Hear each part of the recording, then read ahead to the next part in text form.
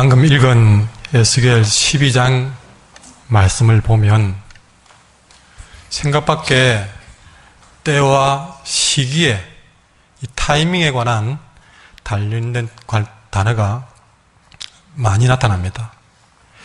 우리가 12장 21절부터 봤지만 12장 전반부부터 보시면 3절에 낮에, 4절에도 낮에, 저물 때에, 6절에도 캄캄할 때, 7절에 낮에, 저물 때, 캄캄할 때, 8절에도 이튿날 아침에, 12절에 어두울 때, 15절에도 해친 후에, 이어서 21절 오늘 우리가 읽었던 본문으로 넘어오면서 20절에도 날이 더디고 또 25절에도 더디지 아니하고 또 28절에도 더디지 아니하리라.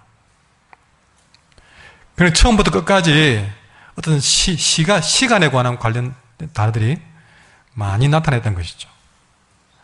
여러분, 이곳 외에도 성경에는 이 시기, 때, 이 타이밍에 관한 얘기가 참 많이 있는데 성경 창세기 시작할 때부터 태초에라고 합니다. 태초에.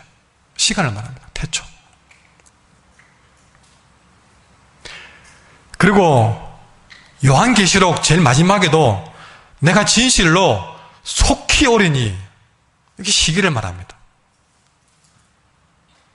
그러니까 성경의 시작부터 마지막까지 시간에 대한 얘기가 있다는 것이죠. 누가복음 15장에 보면 그냥 평범한 한 가정의 이야기, 탕자의 비유가 나옵니다. 그는 평범한 한 가정의 이야기예요. 그런데 그는 평범한 가정의 탕자의 비유 이야기 속에도 자세히 보면 적절한 시기, 때, 이 타이밍에 관한 얘기가 숨어 있다는 것을 보게 됩니다. 이 탕자의 비유는 많이 들어봐서 내용은 다 아는 거지만 이 누가복음 15장에 나오는 탕자의 비유는 한 집에 두 아들이 있는데 둘째 아들이 자기가 하고 싶은 일을 위해서 아버지의 재산을 챙겨서 먼 나라로 떠난 탕자의 이야기입니다.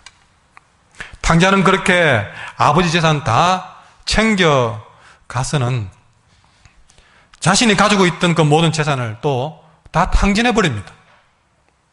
이것이 탕자의 비유 얘기인데, 그런데 여기 나오는 이 탕자는 원래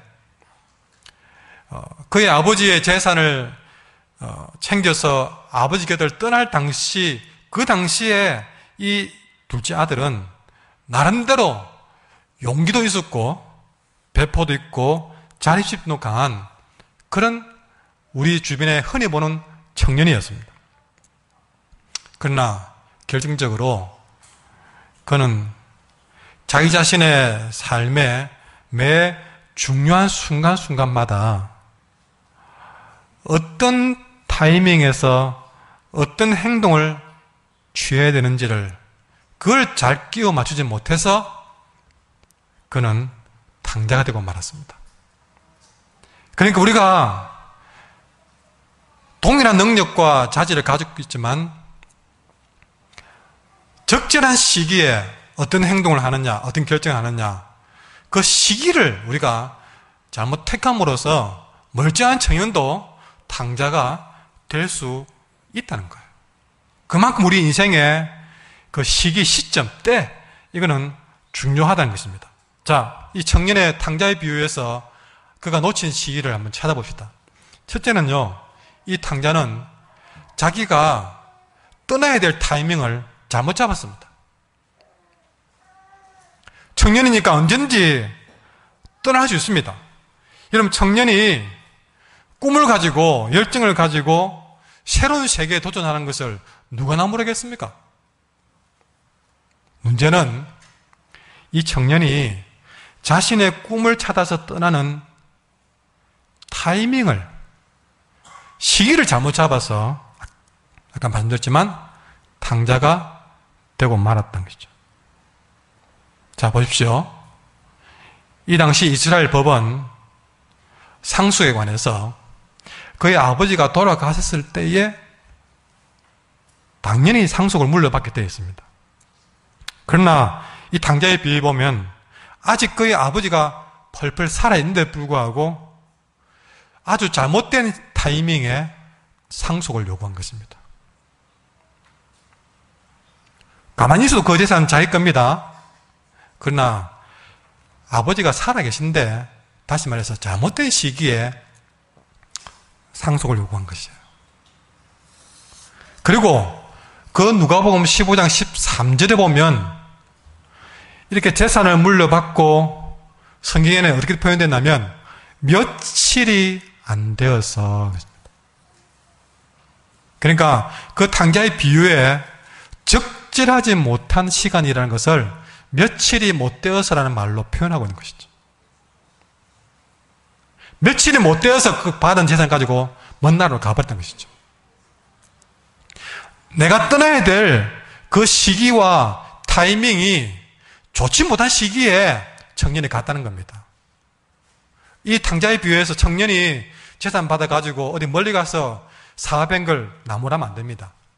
그러나 좋지 못한 시기에, 그러니까 가족도 부모도 마음의 준비가 안 돼 있고 찬성하는 그런 시기가 아닌데 끝까지 팍팍 우겨서 자기 시간만 중요해서 자기 주장대로 하다가 이 사람이 탕자였던 것이죠. 두 번째입니다. 이 청년은 그렇게 재산을 얻었으면 그 주어진 것을 가지고 잘 사용해야 되는데 무엇을 잘못했냐? 내게 주어진 것에서 최선을 다할 수 있는 때를 놓쳐버렸습니다. 자기가 가지고 있는 재산, 자기에게 주어진 시간, 자기에게 주어진 청춘, 기회, 주변의 여건, 친구들, 말씀에 집중하십시오. 그 모든 좋은 여건, 주어진 것, 이것이 내 것이 되었으니까 항상 그에게 그대로 남아있을 줄 알았습니다. 시간도, 건강도, 청춘도, 재산도. 특히 재산을 다 물려먹고 난 다음부터는 이 탕자는 이제는 재산이 있으니까 시간이 충분히 있을 것을 생각했습니다. 그러나 알게 모르게 그 손에 있는 것들을 다 잃어버리고 난 다음에, 그러니까 주어진 것에 최선을 다할 수 있는 시기를 놓쳐버리고 난 다음에 깨달았습니다. 성경은 이 탕자의 이런 행동을 두고 누가복음 15장 12절에 이렇게 표현했습니다. 허랑방탕했다. 허랑방탕했다. 허랑방탕했다. 그리고 또 하나의 단어는 낭비했다. 주어진 시간 그대로 있을 줄 알고 허랑방탕했다. 낭비했다. 이게 뭐냐면 여러분, 곡식을 공중에 훅 날려버린 걸 말합니다. 주어진 시간을 훅 날려버린 걸 말합니다. 다 날려버렸습니다. 내게 주어진 그 모든 것에서 최선을 다해주는 시기를 그렇게 허랑방탕하면서 낭비하면서 공중에 다 날려버린 것입니다. 세 번째는 마지막으로 이 잘못된 일을 멈추고 돌아갈 수 있는 시간도 놓쳐버렸습니다. 자, 모든 걸 다 잃어버리고 잘못됐던 것을 온몸으로 느꼈습니다. 다 잃어버리고 난 다음에 내가 잘못했구나 느꼈으면 그때라도 내가 아버지께로 돌아가야 되는데, 이 탕자의 비유를 보면요, 다 잃어버리고 잘못된 것이 명백함에도 불구하고 그는 한동안 그의 자존심 하나 때문에, 내가 떠나온 게 어딘데 그 자존심 하나 때문에 잘못된 걸 알면서도 그 알량한 자존심 하나 때문에 돼지 살을 먹는 한이 있더라도 그는 돌아갈 수 있는 타이밍도 놓친 것입니다. 하나님이 이것이 잘못됐다는 사항을 보여주었으면, 깨닫게 해주었으면 그때라 돌아가야 되는데 그는 그 돌아가는 타이밍도 한참 놓쳐버렸습니다. 결국 17절에 보면 내가 이러다가 죽겠다 할 정도까지 몰렸을 때에 비로소 그의 마음에서 누가복음 15장 17절에 내가 아버지 곁을 떠난 것부터가 잘못됐구나 하는 말이 터져나오기 시작한 것이죠. 그는 돼지 살을 먹기 전에 그걸 했어야 됐습니다. 그러나 그 자존심 때문에 그는 그런 시기도 놓치면서 거의 다 죽을 때부터 그의 입에서 드디어 내가 하늘과 아버지께 죄를 지었습니다 라는 회개가 터지면서 비로소 아버지 곁으로 돌아갈 때를 그때야 되찾은 것입니다. 어쨌든 그는 돌아갔기 때문에 살아났지만 여러분 우리는 이 탕자의 비유처럼 심지어는 그것마저도 놓쳐버리고 아직도 아버지께로 돌아가지 못한 더 큰 탕자들이 우리에게는 더 많이 있다는 것을 깨닫습니다. 오늘 이 탕자의 비유에서 타이밍이 얼마나 중요한지를 제가 말씀드렸다면 여러분은 그 타이밍을 잘 맞추고 계십니까? 그러나 생각처럼 쉽지 않습니다. 이 말씀을 전하는 저도 쉽지 않은 일입니다. 근데 여러분 우리가 이렇게 이 좋은 타이밍을 놓치는 이유는 여러 가지가 작용하기 때문에 그렇습니다. 이 탕자의 비유도 보듯이 너무 우유부단해가지고 지금 내가 돌이켜야 되는 줄 알면서도 우유부단해서 놓칩니다. 때로는 반대로 너무 성질이 급해가지고 놓칩니다. 너무 급해가지고 좋은 시점을 놓쳐버립니다. 때로는 너무 따지고 재고 계산하고 너무 신중해가지고 놓칩니다. 혹은 혼자 착각해가지고 잘못 알아들어서 놓치는 경우도 있습니다. 많은 경우요 자아를 못 버려서 자존심 때문에 때로는 욕심 때문에 가장 큰 건 욕심 때문입니다. 욕심을 내려놓지 못해서 그거 붙든다고 좋은 시기를 놓칩니다. 어떤 사람들은요 마음의 미움, 분노 때문에 좋은 시기를 놓치는 사람들이 있습니다. 그 미움을 못 버려서 적절한 시기를 놓치는 사람들이 있어요. 썬뿌리 때문에 놓치는 사람들이 있습니다. 심지어 어떤 사람들은 다른 사람 눈치 보다가 놓치는 사람들도 있습니다. 이런저런 여러 가지 이유들 때문에 가장 적절한 타이밍을 우리는 하루에도 몇 번씩, 몇십 번씩 놓치고 살아간다는 것이죠. 혹시 여러분들 가운데도 저 탕자처럼 아직은 내가 좀 젊으니까, 아직은 좀 내가 나이가 있으니까, 아직은 내가 좀 건강이 있으니까, 아직은 내가 좀 가진 것이 있으니까 좀 여러분들이 좀 여유가 있다고 생각하시는 분은 없습니까?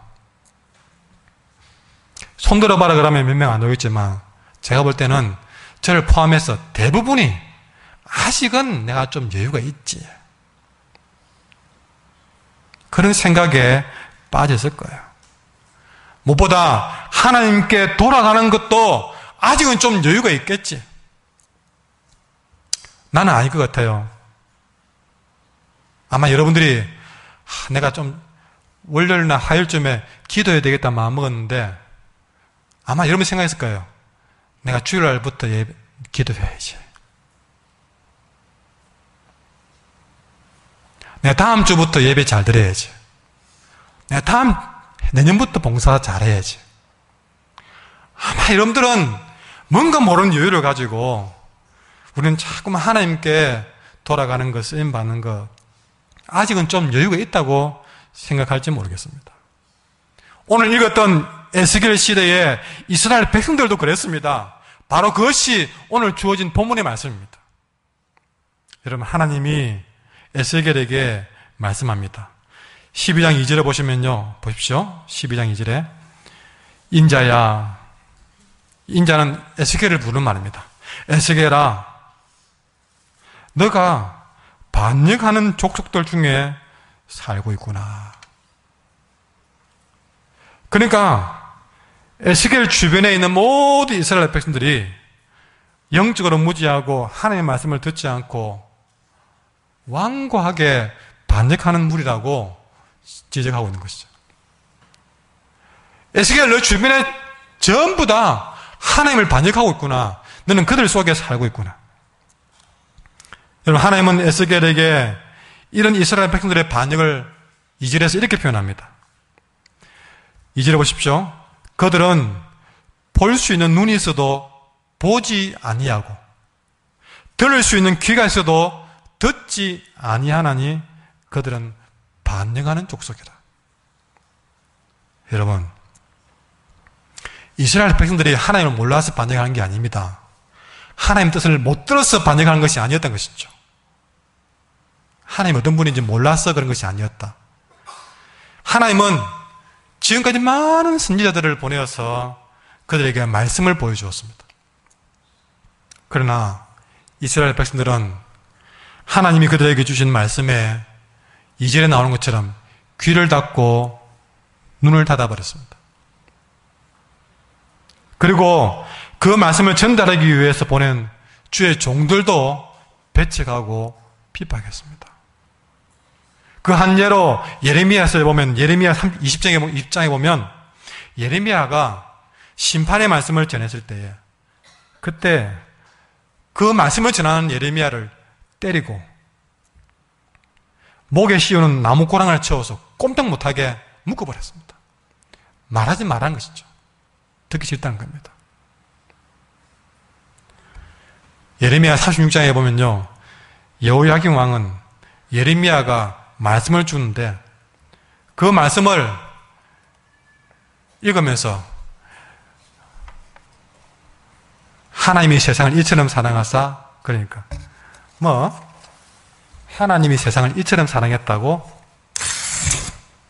찢어버립니다. 그리고 태워버립니다.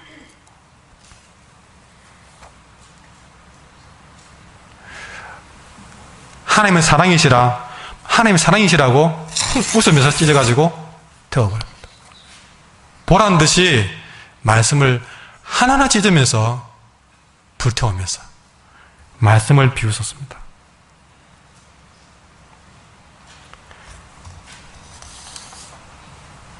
오늘 하나님은 이런 반역하는 무리들 속에 에스겔이 너가 서 있구나.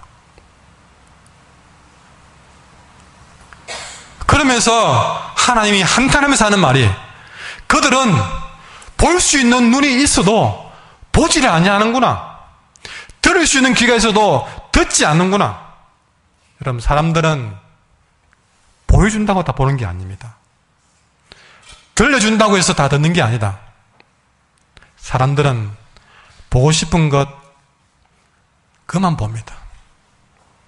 사람들은 아무리 들려줘도 내가 듣고 싶은 것만 듣고 기억하고, 내가 관심 있는 것만 보고 관심 있는 것만 듣는 것이죠. 그러니까 하나님 오늘 에스겔에 경고한 것처럼 그들이 못 본 것이 아니라 보지를 않았다. 못 들은 것이 아니라 들려줘도 듣지를 않았다. 그들의 귀에 자기가 듣기 싫은 게 들어오면 화를 냅니다. 하나님 왜 나를 그렇게 보냐고, 왜 나를 그렇게 책망하냐고. 내가 듣기 싫은 것 들어오면 외면합니다. 못 들은 척합니다. 못 본 척한다. 이것이 하나님이 2절에서 지적하는 거예요. 가끔은 교인들이 내가 말씀 잘 들었습니다, 내가 은혜 받았습니다 라고 하는 것조차도 사실은 내가 듣고 싶은 거 들었습니다, 내가 듣고 싶은 거 들었을 때 잘 들었다고 은혜 받았다고 그러지, 내가 듣기 싫은 말 들은 거 가지고는 잘 들었다고 말하는 경우를, 그거 가지고 은혜 받았다고 얘기하는 경우를 볼 수가 없습니다. 그러니까 은혜 받았다는 얘기도 내가 듣고 싶은 거 들었다는 얘기와 비슷한 얘기였던 것이죠. 우리가 그렇게 눈을 닫고 귀를 막고 하나님의 말씀을 듣지 못하는 것 자체가, 여러분, 그 자체가 결국 그 마음에서부터 하나님의 말씀에 반역하는, 안 들으려고, 내가 듣기 싫은 말은 안 들으려고 하는 반역하는 마음, 아무리 보여줘도 안 못 본 척하는 것 반역하는 마음, 그 마음속 깊은 곳에 도사리고 있는 반역 때문에 그들은 듣지 않은 것처럼 보지 않은 것처럼 했다는 것이에요.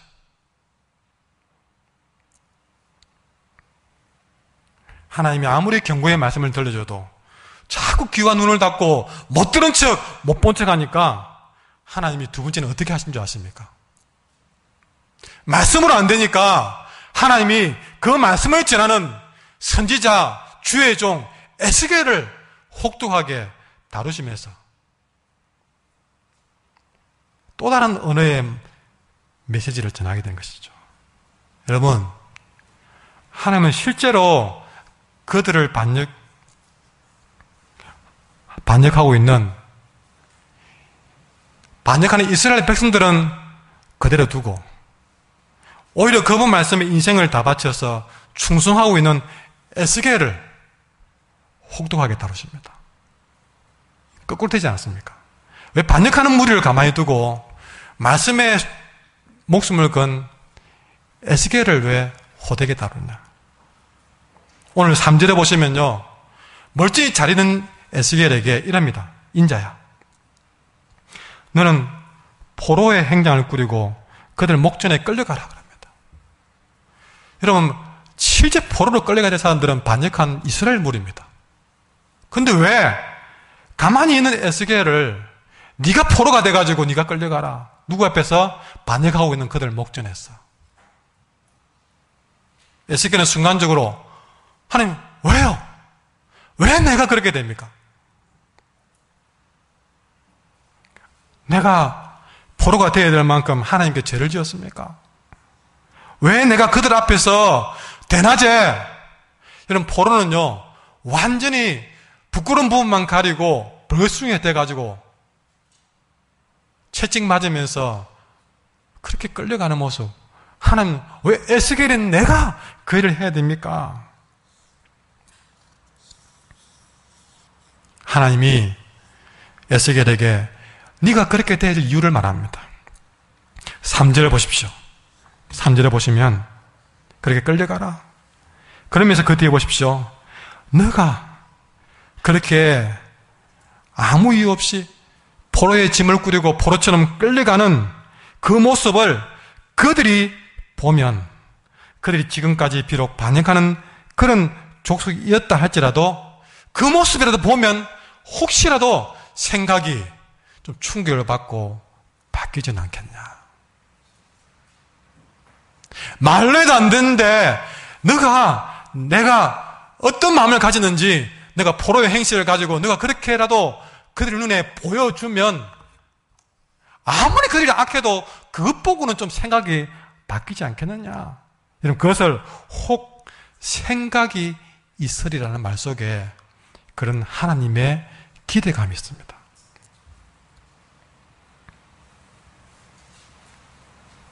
여기서 에스겔과 하나님의 마음이 합해졌습니다. 하나님, 그렇게라도 이스라엘 백성들을 포기하지 않고 내가 그렇게 포로의 행식이 되어서 끌려가는 비참한 모습을 보여주어서라도 그들이 돌이킬 수만 있다면, 혹 생각을 돌이킬 수만 있다면 제가 그렇게 하겠습니다. 하나님이 그런 마음이라면 제가 그 일에 순종하겠습니다. 말씀을 하면 귀와 눈을 다 닫아버리고 내게 맛있는 것만 골라서 먹어버리고 은혜 받았다고 하는 그들, 정말 중요한 얘기는 다 걸려버리고 외면하고 못 듣는 척하는 이 반역하는 무리들 앞에 이제는 말로는 안 되니까 그 주의 종의 삶을 통해서 하나님이 얼마나 그들을 애타게 돌아오기를 원하시는지 그 모습을 보여주기라도 하면 그들은 생각이라도 바뀌지 않을까. 이것이 하나님과 에스겔이 마음이 만나는 오늘 본문의 시점이었습니다. 에스겔도 한 사람의 인간입니다. 부끄러움도 알고 힘든 것도 아는 사람이에요. 그럼에도 그렇게라도 하나님의 마음이 전달되고 그렇게라도 이 백성이 생각이 바뀔 수만 있다면 내 한 몸 그렇게 포로로 취급받던 거지로 취급받던 내 한 몸 하나님 쓰십시오.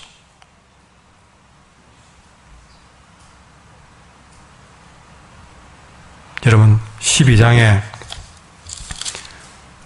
하나님이 그 일 시켜놓고 하는 말이 11절 이렇게 말합니다. 나는 너의 징조라. 나는 너의 징조라. 여러분 에스겔은 자기 온몸을 던져서 반역한 이스라엘 백성들 앞에 나는 너의 징조라. 하나님의 말이 귀에 안 들어오면 내 모습이라도 봐라. 나는 너의 징조다.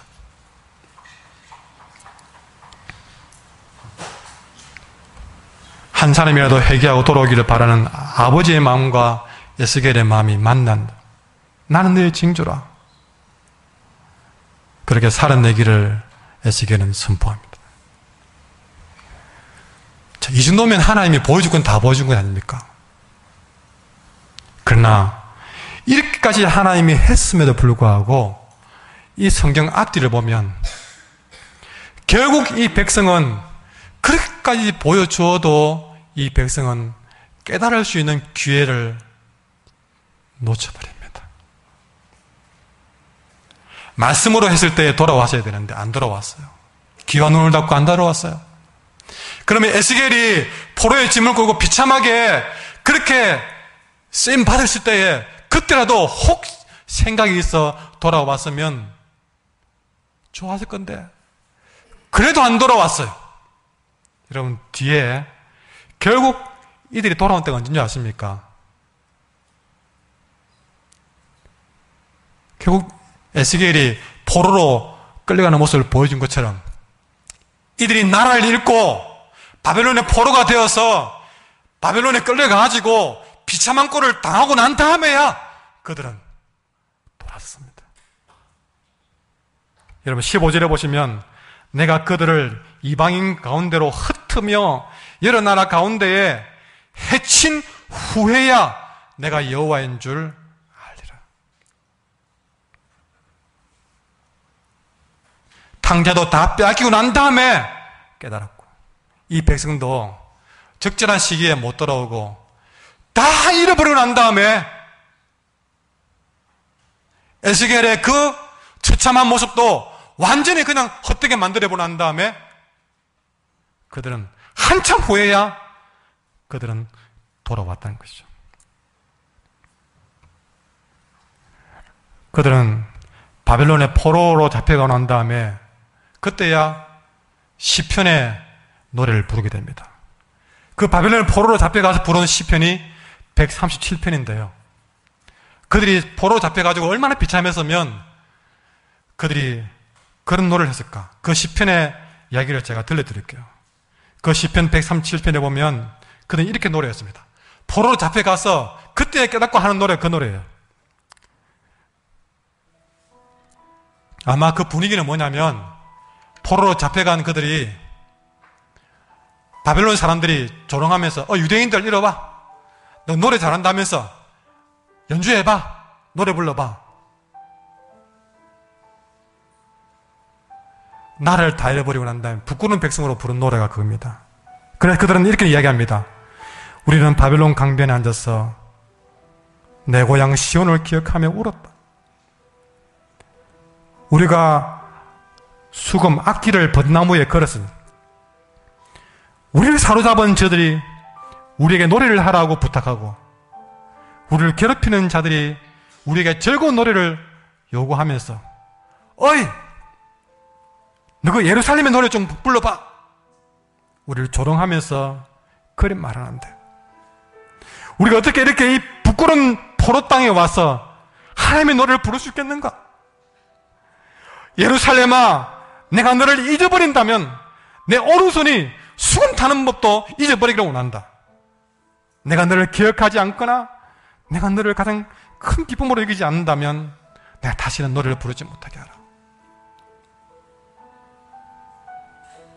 하나님 말씀하실 때 그들이 깨달았다면, 에스겔이 그렇게 온몸을 보여주어 때 깨달았다면 그들은 이렇게 부끄러운 노래를 부르지 않을 겁니다.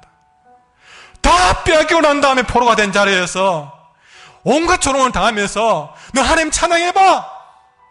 어떻게 그 부끄러운 자리에서 찬양이 나옵니까? 그래서 내 손가락아, 내가 하나님을 찬양하는 노래 부르면 이 손가락을 부러져 버려라. 내가 하나님을 찬양하는 노래 부르면 이 입술아 비틀어져 버려라. 내가 왜 그때 깨닫지 못했던 거, 못 깨닫지 못했던 거, 왜 그 은혜의 타이밍을 놓쳐버렸는가?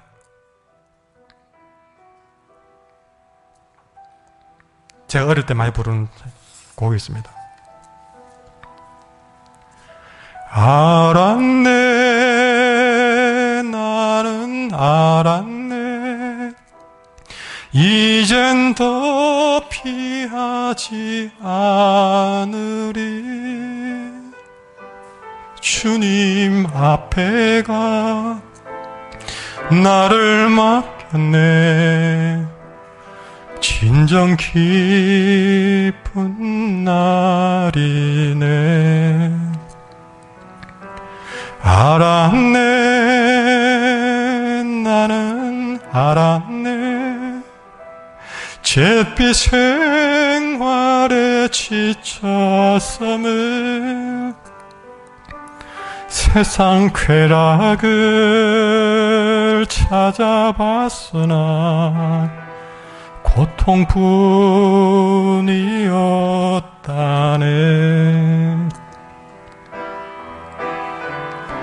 삶은 의미 없고 안식 없었네. 그러나 이제는 달라. 새 삶이 내게 임했네. 알았네, 나는 알았네, 이젠 더 피하지 않으리. 그가 내게 와 나를 구했네. 진정 깊은 날이네. 여러분, 노래도 부를 때가 있습니다. 우리가 시기를 놓치면 그 아름다운 노래도 부를 수 없는 때가 있습니다. 전도서 3장에도 모든 것에는 때가 있다고 했습니다. 사랑할 때가 있고 이별할 때도 있고 잡을 때도 있고 놓을 때도 있습니다. 우리는 왜 이렇게 하나님의 때를 놓치고 사는가? 오늘 고맙게도 성경은 우리가 하나님의 때를 놓친 이유를 명확하게 말해주고 있습니다. 따라할까요? 하나님 말씀이 나에게 속담이 되었기 때문이다. 여러분, 오늘 본문 22절에 보시면 이스라엘 백성이 이렇게 반역하는 어리석은 백성이 된 이유를 말씀하십니다. 하나님이 에스겔에게 하는 말이 그 말입니다. 이스라엘 백성들이 하는 말이 이렇게 말하고 있던 것이죠. 이런 속담을 주고받더란 것이죠. 뭡니까? 야, 날이 드디고 모든 묵시가 사라진다, 그런 거예요. 너희의 이 속담이 어찌 된 일이냐? 여러분, 이 어리석은 백성들은 생각 없이 속담처럼 하는 말이에요. 하나님의 날은 더디다. 아직 하나님 때가 아니다. 하나님의 묵시, 하나님의 말씀은 사라지리라. 무슨 말입니까? 그런 하나님의 말씀을 되지도 않을 일로, 말도 안 되는 일로 그냥 속담으로만 봤던 것입니다. 여러분, 속담, 좋은 말로 말하면 하나님의 말씀을 들으면서 오늘 좋은 말 들었습니다. 내한테 좋은 말 들었습니다. 내 인생에 유익한 말 들었습니다. 내게 위로가 되었습니다. 내게 도움되는 말이었습니다. 예, 좋죠. 위로도 되고 도움도 되죠. 그러나 그 정도밖에 안 되는 거예요, 하는 말씀은. 다시 말해서 그렇게 우리는 나도 모르게 그저 좋은 속담, 내게 유익한 속담, 점점 우리는 하나님의 말씀을 속담으로만 여기고 살았던 것이죠. 몇 년을 신앙생활을 하고 몇 번의 말씀을 들어도 하나님의 말씀을 속담 정도만 듣고, 그래서 좋은 속담 정도만 듣고 살아왔던 것이죠. 조선시대의 백성들은요, 왕이 죽으라는 명을 내려도 어명이요 하고 엎드려서 받았습니다.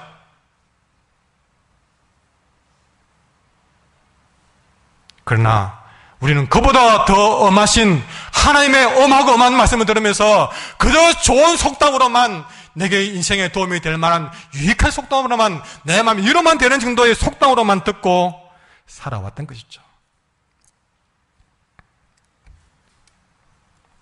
말씀을 이렇게 함부로 대하는 이스라엘 백성들을 불쾌한 마음으로 경고하시면서 에스겔에게 말합니다. 너는 이스라엘 백성들에게 하나님의 말씀을 속담처럼 여기는 이 백성들에게 가서 경고하라고 말합니다. 이 사람들이 뭐라 합니까? 나 주 여호와가 말한다. 내가 이제 이 속담을 그치게 할 것이니 이스라엘에서 다시는 이 속담을 말하지 못할 것이라. 함부로 하나님의 말씀을 속담 정도로 취급하는 일이 없도록 하겠다. 25절에 하나님의 날은 더 이상 너희의 생각처럼 더뎌지지 않을 것이고 너희들 코앞에 있을 것이고 하나님의 말씀이 어떻게 이루어지는지 너희들은 두 눈으로 똑똑히 보게 할 것이다. 여러분, 혹시 여러분도 하나님 주신 말씀을 그저 속담으로만, 내게 듣기 좋은 말로만, 유익한 말로만 듣고는 있지 않은지, 하나님의 말씀이 조금 더디게 이루어진다고 해서 그 말씀이 내게 이루어지지 않을 것처럼 여기고 살고 있지 않은지 내 자신을 돌아보게 됩니다. 여러분, 문제는 뭡니까? 이렇게 하나님의 말씀이 내 삶에서 점점 속담이 되어가면 갈수록 우리의 신앙도 점점 거짓 신앙이 되고 있다는 사실입니다. 하나님의 말씀을 취급하는 그 마음가짐이 속담으로 여기는데 그 신앙은 속담이 아니겠습니까? 그저 하나님의 말씀이 내 삶에 위로나 주는 좋고 유익한 속담으로 취급한다면, 그래서 하나님의 말씀은 드디어 이루어지고 아예 사라질 것이라는 속담까지도 내 마음속에 자리 잡게 됨으로써 우리가 하나님의 말씀을 들으면서 설교를 들어도 그런 식의 설교 듣기를 내가 해왔다면 우리는 이 엄중한 하나님의 경고를 남의 일처럼 들을 수가 없을 것입니다. 하나님은 오늘 우리들에게 말씀에 대한 기대감이 사라져가고 점점 이렇게 속담으로 화석화되어 가고 있는 이런 굳은 마음과 설교 듣기와 말씀 듣기에 대해서 매우 불쾌해 계시면서 엄중히 경고하신 것입니다. 어떻게 내 말을 속담처럼 대해봐요. 내가 이 속담을 그치게 하리라. 내가 하는 말이 다시는 들리지 아니하고 응하리라. 따라하십시오. 하나님은 살아계십니다. 여러분, 하나님 살아계심을 믿으십니까? 여러분의 방금 그 아멘이, 하나님의 살아계심을 믿는다는 그 아멘이 진심이라면 그 살아계신 하나님이 우리에게 말씀하시는 것도 그저 내 말을 유일한 속담이 아니라 반드시 이루어져 살아있는 하나님의 엄중한 말씀인도 믿어야 되는 거 아니겠습니까? 왜 하나님은 살아있다고 말씀하시면서 그분이 해주시는 말씀은 속담처럼 취급하시느냐 그것입니다. 12년을 혈루증으로 알아왔던 여인이, 그럼 그 여인이 잘한 것 중에 하나는요, 작은 옷자락의 스침만으로도 하나님의 역사가 내게 일어날 것처럼 믿었던 사람입니다. 작은 옷자락의 스침마저도 하나님의 역사를 믿었던 이 여인이었기에 12년의 혈루증을 고칠 수 있었습니다. 그러나 그보다 더 분명한 하나님의 말씀을 작은 옷자락에 스치심이 아니라 분명한 하나님의 살아계신 말씀을 귀로 듣고 눈으로 보면서도 우리는 왜 그 말씀을 가볍게 속담처럼 취급하느냐 것입니다. 방금 지금 나온 노래처럼 우리는 여전히 하나님의 말씀을 속담처럼 여기면서 하나님을 떠나서 돌아왔었지만 우리 하나님의 변함없는 사랑이 오늘 우리를 포기하지 못하고 있습니다. 우리가 이 시간에 할 수 있는 것은 여호와께 돌아가는 일입니다.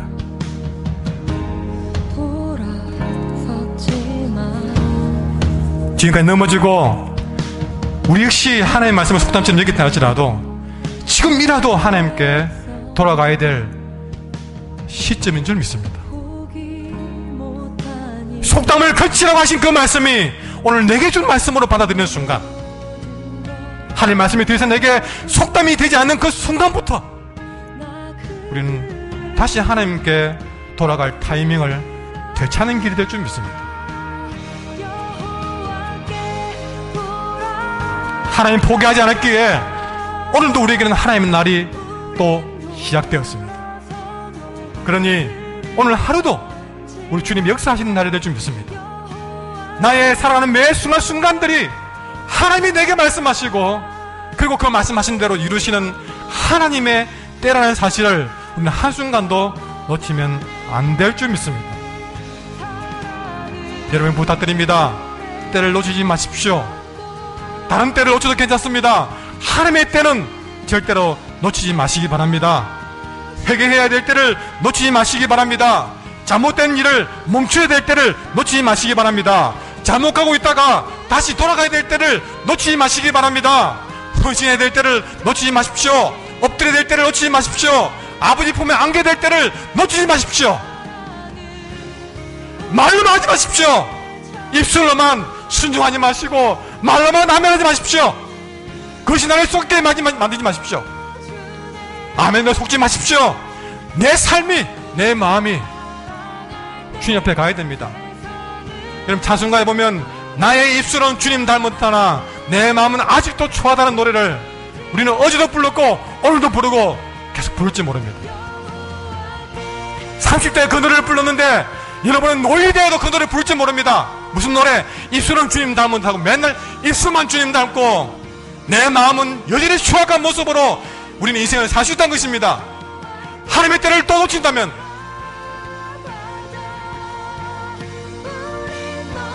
우리 입술에 속지 말라는 겁니다. 사랑할 때를 놓치지 마십시오. 하나님께 예배할 때를 놓치지 마십시오. 하나님의 말씀 앞에서 내 눈과 귀를 닫아놓고 하나님의 때를 놓치지 말고 하나님 주신 말씀을 더 이상 속담거리를 만들지 말고 내게 주신 말씀이 더디 이루어지거나 사라질 말씀으로 듣지 말고 매 순간에 내게 하나님 때임을 믿고 우리는 하나님을 찾아가야 될 것입니다. 주님을 찾는 것도 중요하지만 찾아가도 너무 늦게 깨닫고 너무 늦게 돌아서지 않기를 원합니다. 주님께 돌아가야 될 때도 은혜일 때도 내가 지금 이 순간 외에는 주어지지 않을 수도 있습니다. 따라가요. 여호와께로 돌아가자. 여호와께로 돌아가자. 지금이 곧 그때라. 찬양하겠습니다. 523장